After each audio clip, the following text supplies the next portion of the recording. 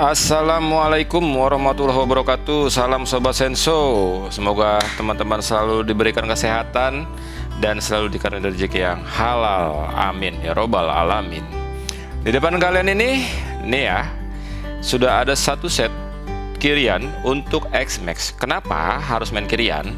Nggak harus sih, ya senyamannya kalian aja. Jadi kirian itu untuk meningkatkan akselerasi, tidak menambah top speed, tidak menambah power, tidak menambah torsi. Ya mungkin sedikit aja lah ada di power on wheel ya, karena ada transmisi yang diubah di CVT-nya. Nah ini main akselerasi nih, gimana karakter lu nyetir, karakter lu ngebetot gas itu seperti apa, akselerasi cepet naik atau cepet dapat topnya, atau lambat dapat topnya malah.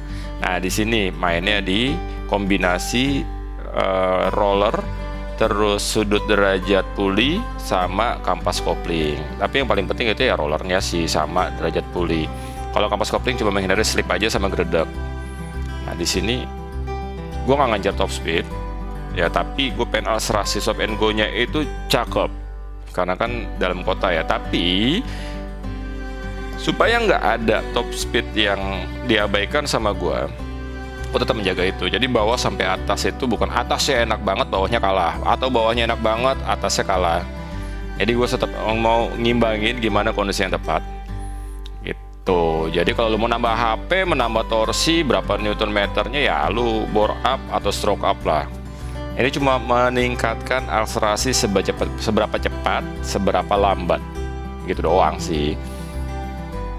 Ini udah di depan kalian itu udah ada mangkok kopling original, tapi gua kartel silang. Emang efeknya sih nanti bakal ada bunyi lebih berisik dikit sih, bunyi siwingan gitu. Nah ini ada persentrik, gue pakai warna kuning TDR 1500 rpm. Nah ini dia tatang. Terus kampas kopling gue percaya Daytona. Memang kata orang tuh kampas koplingnya alot, lebih keras, makanya gue kombinasikan dengan kartel silang gitu biar nggak gredek ya, supaya nggak slip lah. Ini kan kampas koplingnya X-Max jauh lebih lebar tapakannya kan dibanding Vario yang gue pernah mainin. Nah ini ada rollernya, ada rounded sama ada oval atau flying roller. Nah ini dari tech pulley ini flying, nah ini rounded bentuk silinder biasa aja, jadi bener-bener bisa gelinding ya. Kayaknya gue bakal pakai yang flying roller dulu. Dua-duanya itu ada 15 gram. Dua-duanya salah bu, harusnya salah satu itu 14 gram, jangan dua-duanya 15 gram. Jadi bisa gue combine gitu loh. Nah ini busing lebih panjang kayaknya daripada bawaannya, daripada standarnya. Kenapa? Karena kalau makin panjang itu posisi beltnya ada di paling gede diameternya, jadi RPM-nya tuh lebih enteng untuk putaran bawah startnya. Tapi ada yang bilang atasnya kedodoran. Nah ini selanjutnya slider, tulisannya sih self lubricant ya, ya kita beli aja lah, sawet apa slidernya, mudah-mudahan ya. Nah berikutnya ini ada rumah roller. Rumah roller kondisinya sudah dikerok. Ini kayaknya rumah roller ori, terus dikerok, sudah di custom dan dicat. Kayaknya si ori ya. Angle-nya itu derajatnya itu 13,8, sangat common banget. Gue liat browsing di mana-mana mereka pakai 13,8 buat harian kombinasi touring. Ya, sama kipasnya juga. Jadi bukannya sama 13,87. Oke, 13,8 juga. Terus bagian depannya ya, bagian luar. Terus berikutnya itu adalah Persivity. Persivity yang ini masih 18%, dan berikutnya itu 15%. Ya, kita coba dulu. Kalau 15% masih kentengan, terlalu early start, ya kita pakai 18%. Belt gue ganti karena udah 13.000 lebih kilometer, harusnya kan 25.000 ya. Gue ganti aja sekalian bongkar. Mereknya Gates. Apa lagi ya? Mudah-mudahan awet ya ini merek Gates ini. Terus berikutnya apa lagi? Oh ya, sekalian gue ke bengkel, gue kayaknya harus ganti minyak rem. Karena minyak remnya itu kan sangat penting ya di ABS. Jangan sampai kondisi minyak rem kualitas sudah jelek, ABS nanti rusak. Terus rem gue juga udah mulai ngebagel, jadi gue mau kuras habis minyak remnya, gue isi 24 Brembo depan belakang. Jadi kalau ngerjain ya sekalian lah, nggak usah satu-satu. Nah, sekalian kemarin kan gue udah ganti kampas juga, dan udah ganti piringan R25 yang lebih gede atau MT25. Lumayan lah, 300 mm diameternya dibanding X-Max standar, itu cuma 260-an ya. Signifikan banget bedanya, sekitar 4 sentian. Terus gue coba kok bagel remnya, ya udahlah, waktunya kuras minyak rem, diganti dengan minyak rem yang baru, DOT 4. Nah, gue bakal bongkar di bengkel karena males di garasi gue pasti nanti belepotan oli-olian. Males pertanyaan, ini kenapa garasi kotor, ya kan? Mendingan kasih bengkel aja. Itu nggak mahal kok, ini pekerjaan mudah. Gue salah beli, ini harusnya gue kemasannya sedikit aja ya. Ini 1 liter kayak pengen ngerjain 2 mobil. Dan nggak. Bahkan 3 mobil mungkin ya 1 liter. Atau deh gue. Ini gue pakai Brembo, kayaknya ori banget sih dari packagingnya, kemasannya. Terus yang prime juga, ya mudah-mudahan awet. Oh ya, minyak rem itu harus regular, harus diganti ya, minimal 2 tahun sekali, paling lambat 2 tahun sekali. Kenapa? Karena DOT 4 itu sensitif menyerap kelembapan gitu. Jadi ada kondisi kotor, kondisi mungkin ngebagel, ya itu nggak cuma seal atasnya aja yang kira-kira udah kelipat atau garing, tapi bisa jadi minyak remnya yang kotor gitu. Kita ke bengkel yuk. Lupa kan, sebelum ke bengkel ada lagi nih, kan kita ngejar top speed ya, karena supaya top speed nggak boyo, gue pakai final gear yang 1336 merek TDR. Ini sih sempat gue galau lumayan lama ya, mau 1338 atau 1336, karena original itu 1337, 13 kali 37. Ya gimana perhitungan rasio? Perhitungan rasio itu sekunder dibagi primer, angka yang besar, gear yang besar dibagi gear yang kecil. Kalau hasilnya mendekati 1, berarti dia mendekati 1 yang lebih berat.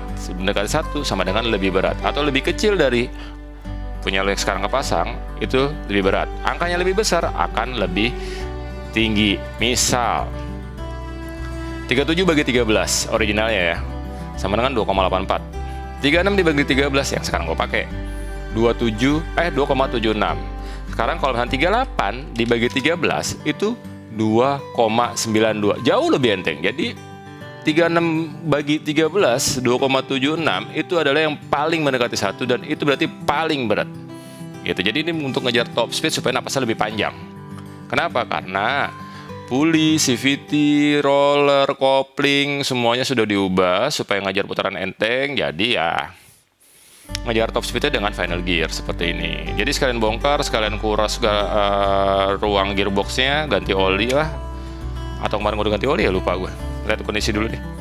Oke, kita langsung ke bengkel ya. Sekalian nanti habis itu gue pengen coba kombinasi yang pas itu seperti apa. Karena ya kayak orang-orang lah, kalau main puli, main kirian itu pasti ada bongkar pasang, nyari roller ya. Akhirnya dikawinin, akhirnya dia dapet, akhirnya dia atau dia capek.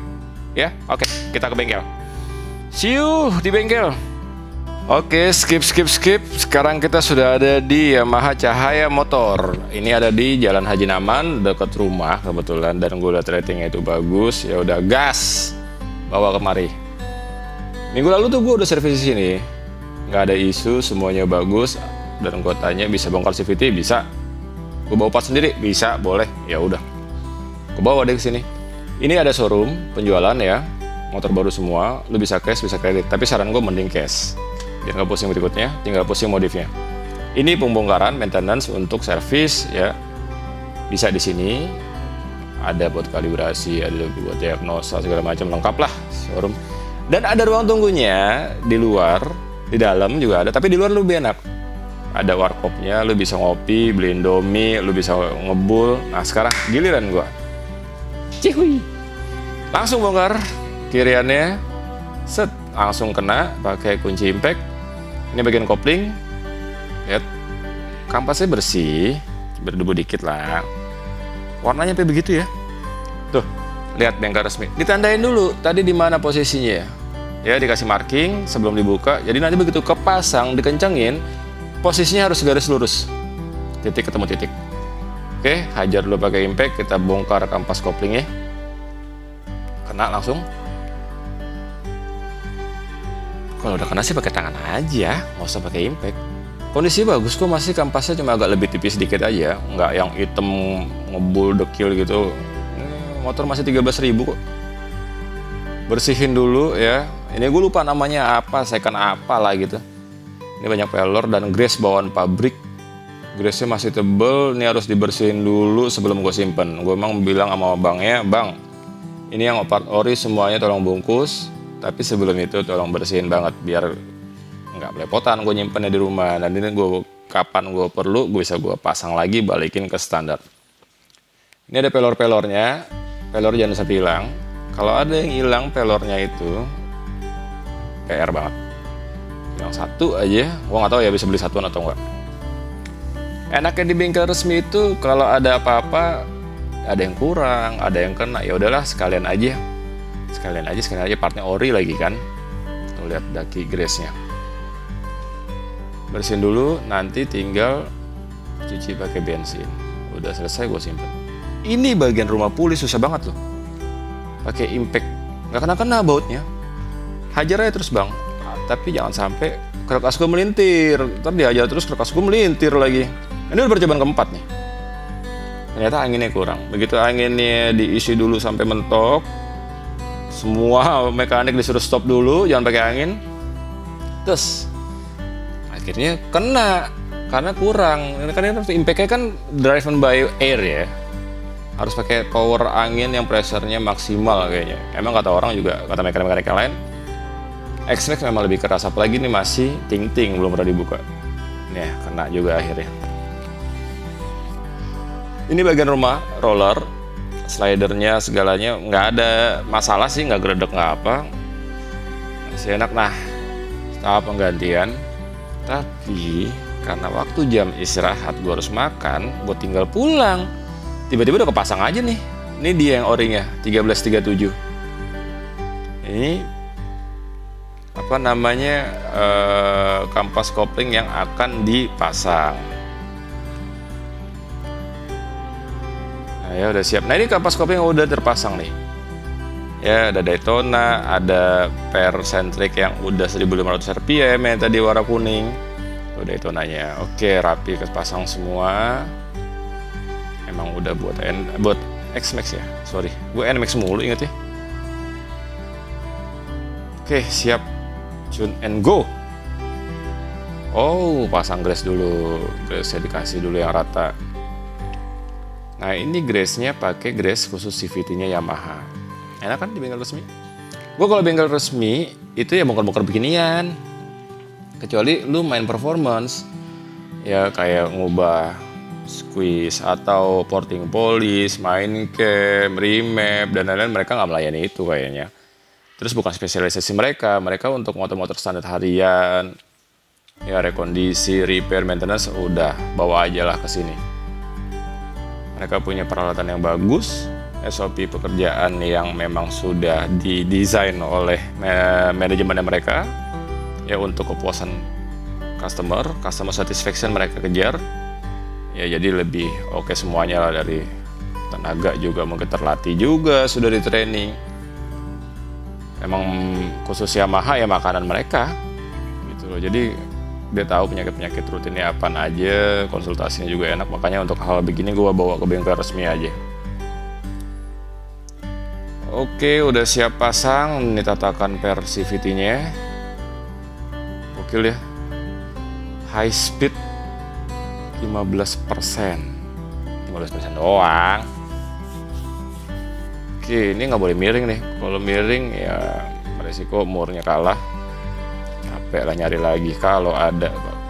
Kalau nyari ke bengkel lain kan susah juga. Ini harus lurus, tekan. Ya mungkin karena mekaniknya juga nggak terlalu berat, jadi dia nekennya tuh effortnya ekstra banget. Oke, siap. Harusnya sih pakai kunci torsi ya. Gue juga bingung nih. Gue lupa tadi di bengkel itu kenapa nggak pakai kunci torsi. Mereka main impact, terus ya udah mulai kenceng, di impact sama dia. Lapisin dulu biar nggak slip. Ya mungkin kunci 24-nya udah tua kali ya. Udah mulai megar, jadi daripada selek. Oke, ini harus ketemu nih titik yang tadi di marking di awal. Tandanya kekencangan tightening boltnya sudah cukup. Kita pasang beltnya. Untuk belt sementara gua sebenarnya sih pakai pakai merek Gates ini, percaya nggak percaya ya, karena untuk bahan material begini better lu pakai ori deh daripada pakai aftermarket. Tapi gue nggak tahu, gue coba dulu aja. Siapa tahu itu bisa merubah mindset gue, aftermarket untuk bahan rubber lebih bagus daripada punyanya original. Nah ini derajat pulinya yang udah dibikin 13,8 ya, di rumah puli, dan di kipasnya juga udah dibubut juga. Hajar impact bang, jangan sampai kendor. Gas lagi, koplingnya juga udah. Kita kuras dulu gardannya, bersih semuanya. Isi lagi nanti gardannya, oli gardannya. Kita tutup dulu bak CVT-nya. Oke, pelan-pelan lempangin bang, lubang ketemu lubang bang. Sip, udah masukkan tuh, ada pengarahnya. Sip. Nah mereka tahu jumlahnya ada berapa baut-bautnya. Kalau ada yang kurang ya dicari sama dia, atau kalau ada lebih ya dia tahu ini panjangnya sebelah mana, karena bak CVT kan ada panjang ada pendek kan. Nah urusan CVT udah selesai, tinggal urusan kuras minyak rem lama diganti .4 baru merek Brembo. Gampang ngurasnya, lu bisa lakukan di rumah kok. Nah ini bleeding, kocok tuas remnya, tekan tahan, buka nipel bawahnya biar anginnya keluar, olinya keluar. Nah udah keluar, langsung kencangin nipelnya, baru lu boleh rilis tangan lu waktu yang neken tadi ya. Gitu aja, tahan, rilis, tahan, bawah rilis. Ya, udah rilis, kencengin lagi, atas boleh rilis. Nah, gitu aja terus. Itu buang angin. Bisa lah di rumah sendiri, cuma hati-hati jangan sampai minyak rem itu belepotan sampai kena bodi, resikonya ngelotok atau berbercak ya. Sip, Bang. Cobain, Bang.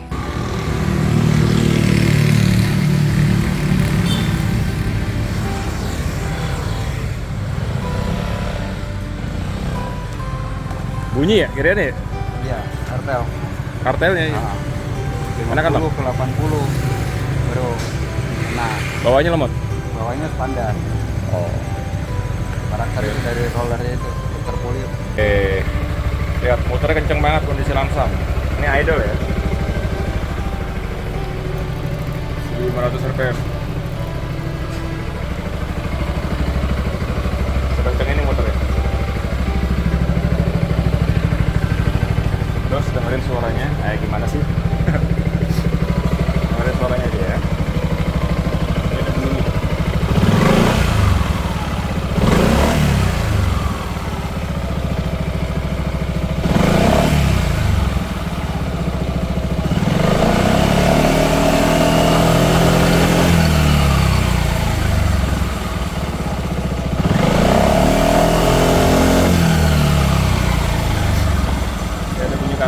Karena di kartel jadi bunyi dia, karena ini gitu loh. Beda deh ada bunyinya. Nanti malam kita coba tes jalan-jalan.